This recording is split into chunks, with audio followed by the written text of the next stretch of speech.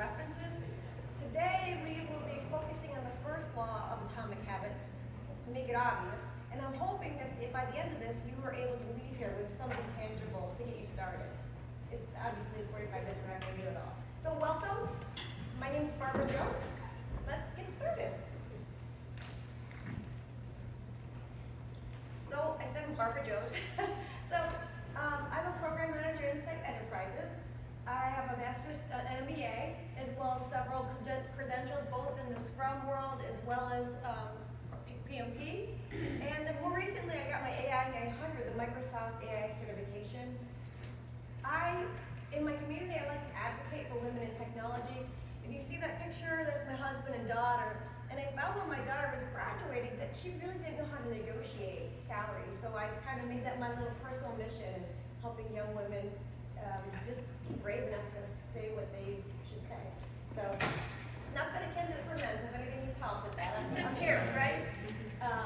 So, I also do some volunteering for IT women, as well as Dress for Success. So, Dress for Success helps people get back into the workforce, gives them clothes and things like that, and gives them necessities they get back on their feet. So, my hobbies include playing pickleball, spending time with my family, and cruising. That's me cruising it in Alaska, and that's me on Camelback Mountain. My teammates and I did a climb at an event. So you'll be hearing more about my pickleball playing from scratch here. So this is going to have three main components.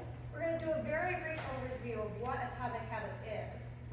Then we're going to take a deep dive into the first law of Atomic Habits to make it obvious.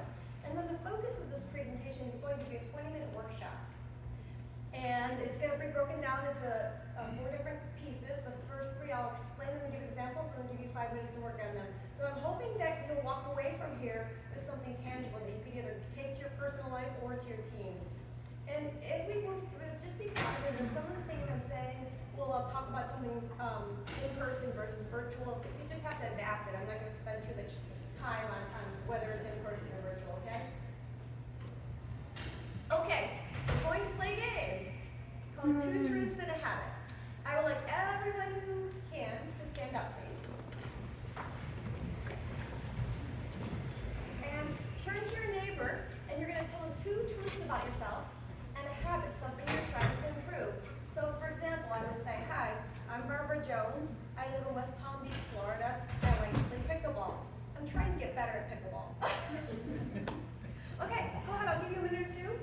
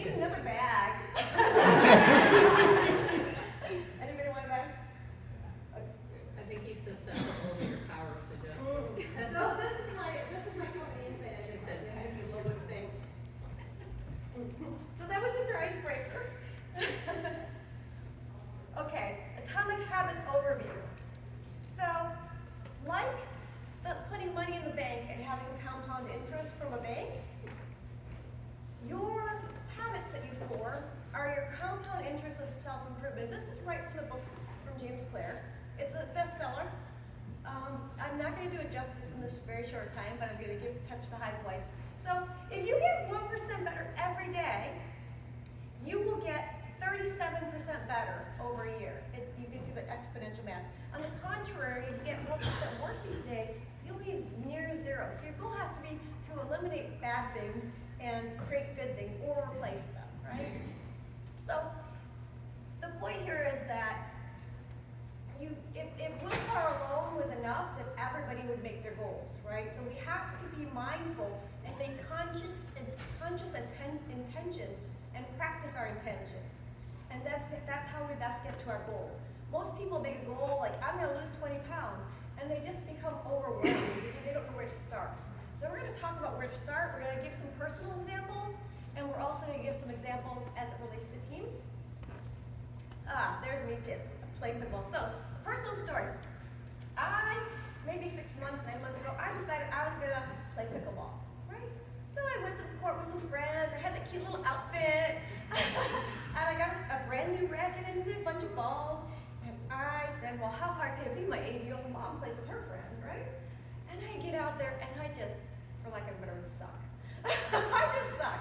And what I realized, and with most racket sports, and pickleball included, you have to be able to serve to be able to score. If you're not serving, then your team cannot score. So I decided that my intention was going to be to serve 10 serves a day, 10 serves 3 times a day at the court, 3 times a week at the court near me.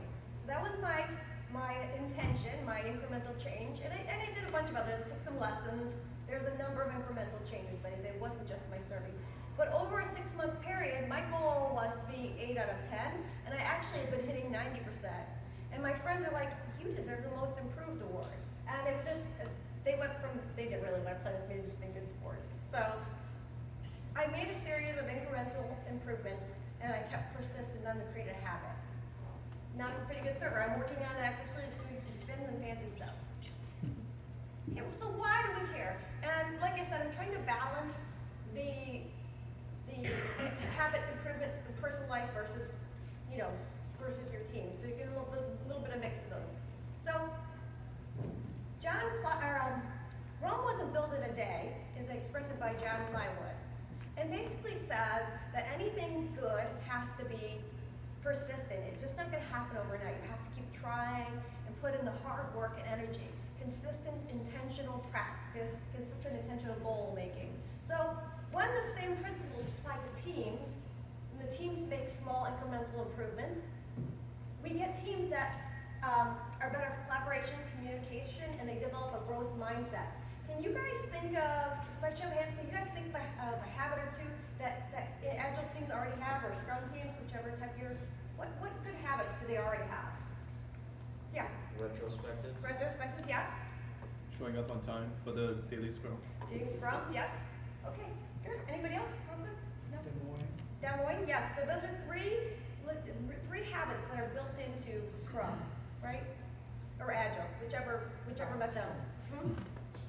Okay, Scrum. Okay. So I'm very briefly going to touch on this, and then I'm going to focus on the first law to make it obvious. So the 4 laws of atomic habits is make it obvious, make it attractive, make it easy, and make it satisfying. And the feelings that go with those are cue, craving, response, and reward. Okay. And I uploaded these slides in Wova. Yeah, that. Okay, so first law, make it obvious. There's me in the pickleball, but again, if you see there, I have that bag. And in that bag, there's 10 pickleballs. Don't count them. There should be 10 pickleballs in there. So now, when I'm going out to play with my friends, before they come, I'm out there, I'm stretching, and I'm hitting my 10 serves before they come. And I took that paddle, and I took that bag with the balls, and I put it in another bag and put it by the front door. And this isn't really a new concept per se, but this is how I'm building my habit, one little thing at a time. Right? I got out there and played more. I also did more lessons, but this is for the example's sake. This is what we heard. Okay? So we're going to break down the first law of atomic habits, which is make it obvious. And the first law of atomic habits focuses on systems. So if I go to the kitchen and my husband has what I call carb corner. If I go to the kitchen and carb corner is right in front of me, and the vegetables are in the refrigerator and they haven't been cut up and washed and ready to go, I'm gonna hit carb corner because I'm stressed, I'm working from home, there's things going on. So I have to create a system that's going to make me successful. In this example, I would move carb corner to the cabinet, so I'd have to go out of the way. And actually another piece of it is when I come home from the grocery store, I wash my vegetables and cut them up right away. So that's sort of the idea of systems and make it obvious. Okay? There's 4 pieces to make it obvious. Increase awareness, use visual cues, implementation, and habit stacking. So we don't know, we can't fix something if we're not aware of it, right? So maybe a trigger is you go to the doctor and you find out you have diabetes, so you become aware of it. Or, I'm gonna get more into this, but basically we have to create awareness, and then once we create awareness and we're cued into that, we'll create visual reminders and incremental habit changes, or incremental changes to build habits. Okay, so we're gonna go and get into an exercise, and I put this in here so that you guys have some. I don't really necessarily want you to read this, but when you guys go back to the office, you'll have this to guide you. We're gonna do this 4-part exercise. The first part, we're gonna talk about increased awareness and using visual cues, and then we're gonna talk about implementation intention, then we'll give you some time to do exercise, and then habit stacking, and then we're gonna come back together in the last 5 minutes or so to share, okay? Okay, make sure you give me some time checks on this. I actually think I might be going too fast. So, you guys have some papers and pens on your table there, and I have some scrap paper. If anybody wants it, you can send one person up. You know, this or whatever you guys want, any more scrap paper, come on up. So I'm going to talk about these before we start the exercise, okay? Increase awareness and visual cues. I lump these together. And one of my favorite little expressions is clues and cues. What are we going to do and why are we doing it? Right? Clues and cues. Simple. We have to become aware of our behaviors to develop or behaviors we want to get rid of before we can make the change. And then we'll want to create visual cues to remind ourselves to act on those items that we discovered. So I'm going to ask you guys to do thumbs up, thumbs down, or sideways for neutral, positive, negative, neutral, right? Example. This is my example. I may have different opinion than you guys. So in my daily stand-up, I have the fact that I have a stand-up. Is that positive, negative, or neutral? Right, okay. My teammates begin giving their updates at 10:05 for us, then that started at 10 o'clock. Positive, negative, neutral. Okay. After the team members are done, they select the next person to provide an update. Positive, negative, neutral? Okay? Yeah, everybody's got their own opinion. This is not a hard and fast. And then the meeting ends with the team chatting a few minutes at the end of the meeting. Okay? So when I did this exercise, this is what I came up with. That's just me, but everybody's entitled to their own thing, okay? So I would like you guys to get into your small groups of 3 or 4, however you guys want to self-organize, and there's paper here and some pens on the table. And I would like you to think about your retrospective, or what other small meeting might you guys like to think about? Retrospective? Let's focus on a retrospective. If you guys find some other standard Scrum meeting that you'd like to do, I'd like you to make 3 to 5 bullets. And similar to how I did in the example, I want you to put positive, negative, and neutral next to them. So you don't get too, it's a very short exercise. And then I want you to look at those, so that's being creating awareness. And then I want you to look at those and think about how you might be able to visually cue somebody to do better at it. Okay? So break out in small groups. I'm going to give you like 4 minutes. I'm going to bring you back in here. So it's 1 team now. Okay? So break in your small groups, and anybody need paper or pens?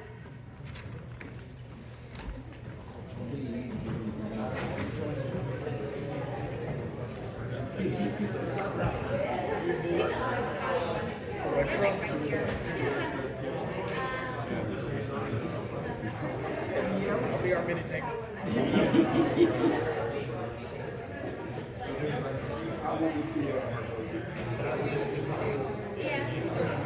Regularly, not everybody participates.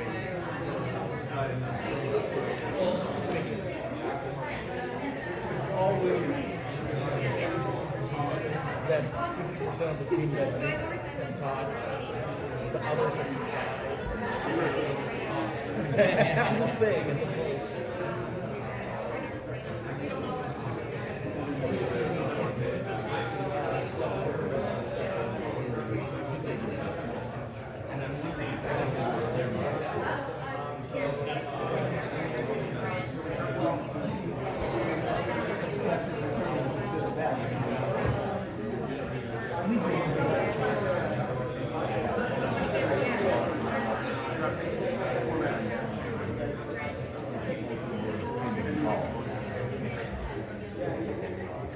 That would be bring that one. Because that's good that you got so many, because sometimes it's not valuable.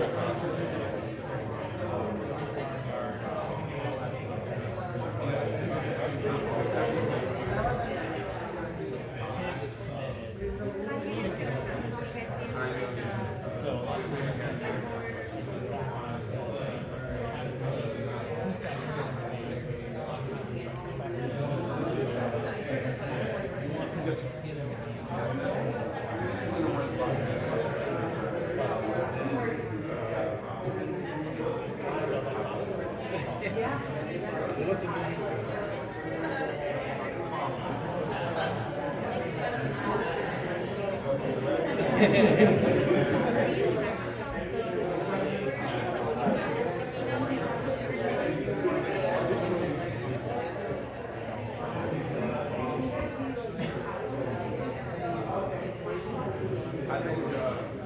So I guess it's a true match. I like to do something different every time. I don't know. Well, I always start with the icebreaker. The questions that I ask. Depending on where I'm at. Like not asking the same question.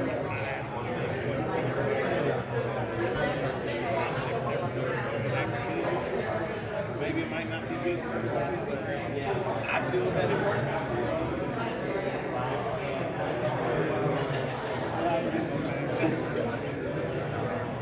Because it does get a lot of talking. Yeah, everybody talking. Okay, everybody. Okay, everybody. Those are That's about 4 minutes. We're going to use this. Everybody. Quiet. We're going to use this as an example as we move forward. We have more time as we step into this. We're going to use this more, okay? Implementation intention. This is one of my favorites. At its fundamental, and there's lots of different ways to word this. At the fundamental, I will do a behavior at a specific time at a specific location. I will serve pickleballs Monday, Wednesday, 10 pickleballs Monday, Wednesday, and Friday at 9 a.m. at the court next to my house. Right? That's very specific. You don't have to get that specific, but just tiny little things. Or while I'm brushing my teeth, if I want to exercise, I'll do some, squats. I don't know, anything that you want to do, okay? But that you can use that in your personal life or for your team. I'm going to be very personal here for a minute, so bear with me. I have a really bad habit of apologizing, and I'm going to be kind of a little bit of a feminist, but women tend to say sorry. Sorry for this, sorry for that. And it was actually affecting my function in my family, and where people were noticing, and it was affecting my ability to be confident. And so I saw something by Mel Robbins, I'm not gonna lie, it wasn't my idea. And she said, every time you feel like apologizing, say thank you instead. So this is my implementation intention. If I am late for a meeting, then I will take a deep breath, and then I will say thank you to the meeting participants for their patience with my tardiness. Because usually my tardiness is not my fault. I'm going from meeting to meeting, I need to take notes, someone stops me. You know, we all do this. This is the nature of what we do. But it wouldn't be sincere to say sorry. So that's my personal implementation intention, okay? Now, from a team perspective, I have a guy who liked to play hero. Everybody called him hero, right? And this was pre-COVID, but this could be now virtual, whatever, however you guys want to relate it, okay? So he played hero. Every time the business had a request, they would send it to him. He was a people pleaser. And he would stop what he's doing and start working on it. And then he'd reach out to the person next to him or someone on Teams and be like, hey, can you help me with this? So-and-so, the VP, wants it right now, right? And what we found at the end of our scrum, that we weren't meeting our sprint goals. And it wasn't only this was like one aspect, right? In that way we found, we created awareness. And so I missed something on the last slide, which was the visual cue. So we created a visual cue of a no heroes. So we put up a big sign that says no heroics or no heroes and a guy in a cape, right? And so this was pre-COVID, obviously. But, so we made this implementation intention. If an unplanned work request comes in during a sprint, then we will assess its urgency in our daily stand-up before deciding to take it on. So now it's very clear that to the guy who wants to play heroics, what the team wants him to do. And he has a visual cue to run. Okay? So this is one example. Oops. So I would like you guys to create an implementation intention for an existing habit or a new habit. So if there's something that's so-so and you want to make it better, or if you want to add one. So go back to your exercise that you were just doing with your team and look at something that's negative or something that's neutral and see if you can come up with an implementation intention as a team. Okay? I'm going to give you 5 minutes for this. 4 or 5 minutes. 2 neutral. Okay, Mark, what do we have that's negative here? Not everyone's big enough.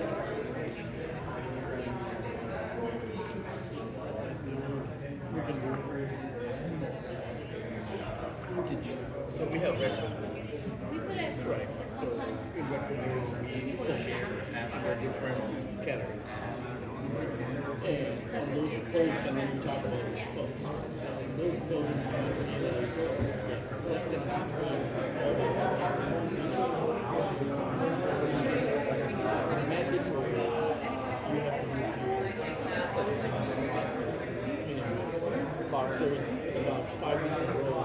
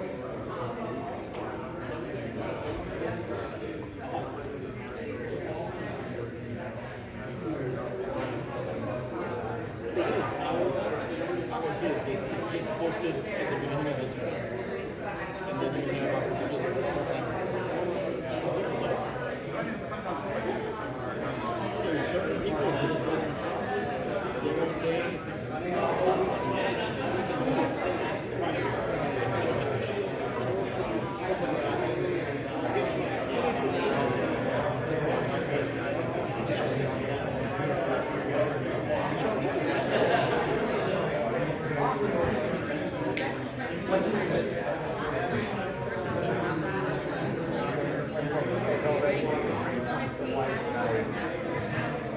And if it's eating, actually, but Okay, everybody, we're going to back in. We work on this next section. Okay? You can cover that time, okay? So, the third part of the exercise, but the fourth part of, the third part of the exercise is the fourth part of Make It Obvious, is habit stacking.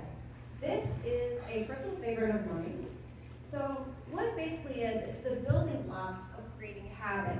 So let's say you have an existing habit. You want to add to it.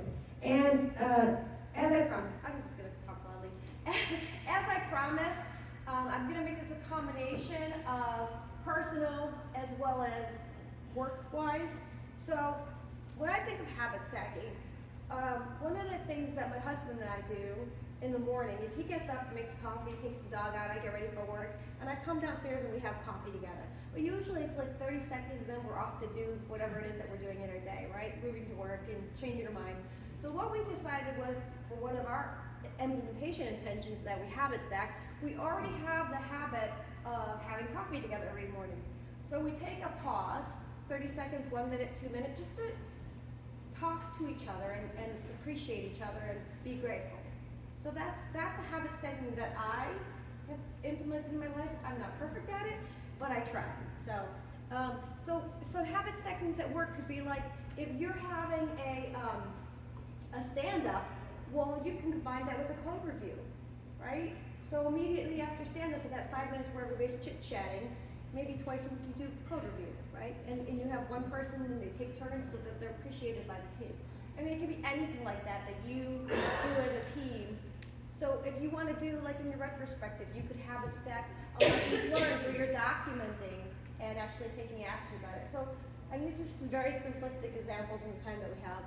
So please, what I'm going to have you do is spend the next 4 or 5 minutes thinking about how you might be able to habit stack. You can think about it in your personal life or work together.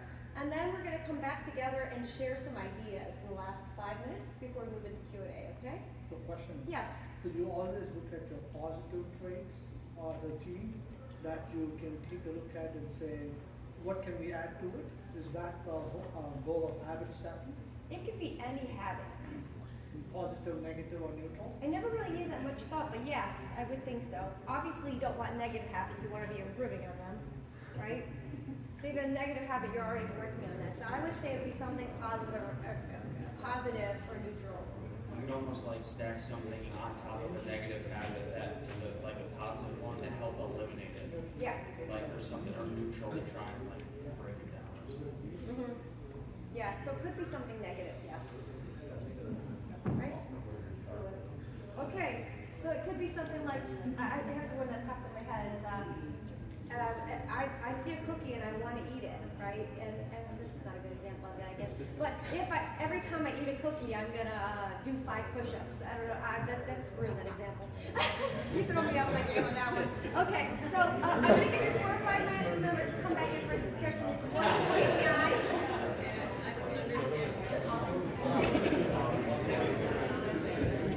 it's like kind of like trying to break that down, right? You're already building, trying to get into positive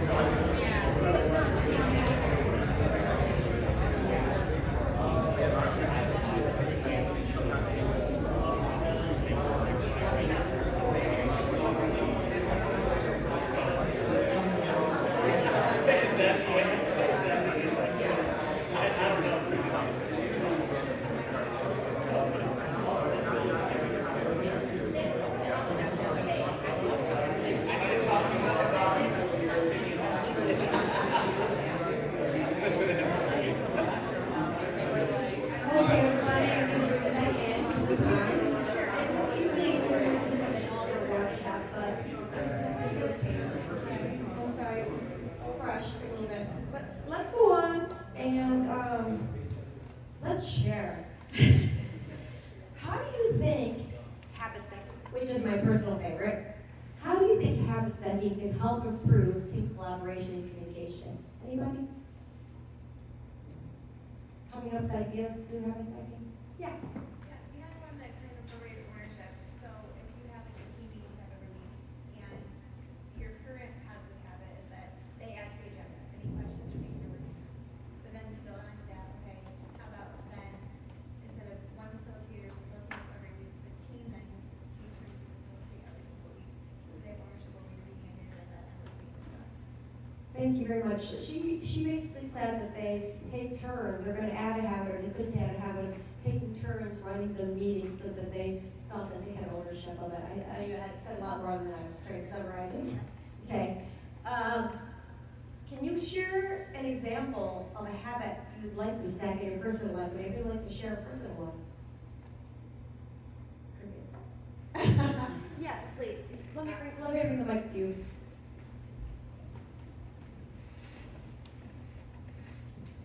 In the morning when I drink my coffee, I will listen to a 20-minute audiobook on a book that I'm currently interested in.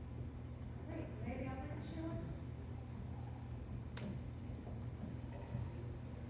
So, do you guys have any, I think one person shared some ideas about how they plan to use these techniques. Can anybody think of a negative habit that could be replaced by a positive one? I have an example in my head. I'll give you an example. So, my team, I mentioned earlier, they really did start to stand up to 10:05, right? Punctuality was an issue. When I talked to them about it, we came to realize that they were just meeting happy, they didn't have time to talk or relax or anything. So I changed the meeting, started at 10:05, and then we made an agreement that we made an implementation intention, an agreement that we would choose to start the meeting promptly. So that's what we decided to do. So that's one way that we replace a bad habit with a good one. Okay? Key takeaways. We talked primarily about the first law of atomic habits, which is make it obvious. Thinking about your systems, making your systems better, like putting the carb corner away, right? Cutting up my vegetables. So team members can build small repeatable habits and stack positive habits, fostering collaboration, communication, and a growth mindset. So that's the goal, is to get you as an individual or your teams to work together to figure out use that technique where you put your list of what you're doing, positive, negative, neutral, and have them work towards common goals where they can make improvements. Implementation intention. Essentially, I will do behavior X at time Y in location Z. There's various flavors of that, but the more specific, the better. And that implementation intention gets us from, I have the dream, to I have a reality. Habit stacking. After one habit, you add another habit. And the idea is you're already there doing it, so you can add something to it, or on the contrary, take it away. Okay? So I'm going to do a quick Q&A, and then if you enjoyed hearing me speak, I will be at Agile 2024 in July in Dallas. That's one of the biggest Agile conferences in North America. It's really a national conference. So you can reach out to me on my QR code up there for LinkedIn, and I can give you a discount code. There's also a discount hotel rates at the Game of Palm. So if you enjoyed hearing me speak, I'll be talking about responsible AI, balancing socio and technical aspects. Okay, Q&A. Who has questions? Anybody? What is the book name? The book is called Atomic Habits, and it's by James Clear. Yeah, he has about 100 pieces that have been taken out of that book. He's a very quotable guy. Anybody else? Yes. May I do this exercise with my team, with your permission? Yes, you may. Actually, that was my intention. So, you can reach out to me. I'm emailing to you, or my slides are on Wova. Yeah. You can't find them. Let me I think know. I should be able to get it from Wuba, but I just wanted to ask you if I could do this Yeah. with my team. So there was a slide that had the 4 components exercise, and also quickly, I left you some bonus slides. These are right from the book. I can't take credit on them. But how to create good habit cheat sheet and how to break the bad habits. And then the paper that I put on your desk. 2 truths and habit. I like that one. Thank you. It promotes lively conversation. So I'm going to switch gears and I'm going to put up my LinkedIn QR code. And again, I'll be speaking at Agile 2024, and I'll also be speaking at the PMI Global Summit in LA in September. So I can both sides of the road. Thank you very much. How would you